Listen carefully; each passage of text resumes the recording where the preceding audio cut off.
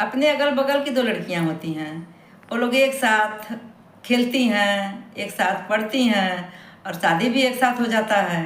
दोनों अपने अपने ससुराल चली जाती हैं। तो एक तो शहर में चली गई, एक देहात में है। तो देहात वाली शहर वाली दोनों साथ ही आती हैं। एक साथ जब होती हैं तो बात करती हैं। तो शहर वाली का बात क्या है भाई, अब तो क्या बात करेगी, वो तो भगवान है मालिक है उसका। या हमारी गाड़ी है, घोड़ा है, हमारे बंगला है, टाइल्स है, वो तो भगवान जाने।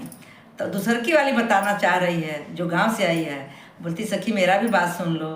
तो कह रही है, अरे तोहरो बल में कपहतान हो, त सखी हमरो किसान बा। तोहरो बल में कपहतान हो, त सखी हमरो किसान बा।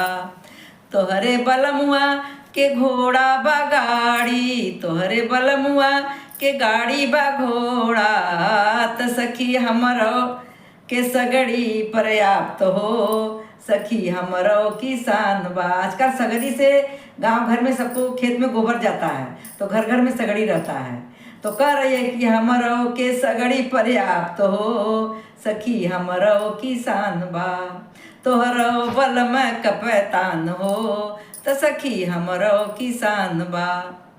तोहरे बलमुआ के सोना और चांदी, तोहरे बलमुआ के हीरा बा मोती, त हमरो घर में गेहूँ धान हो, हमरो घर में गेहूँ धान हो, त सखी हमरो किसान बा। तोहर बल में कपैतान हो, त सखी हमरो किसान बा। तोहरे बलमुआ हजिलवा के मालिक, तोहर बलमुआ जिलवा के मालिक, त हमरो बागाँव के प्रधान हो, त सखी हमरो किसान बा। हमरो बागाँव के प्रधान हो, त सखी हमरो किसान बा।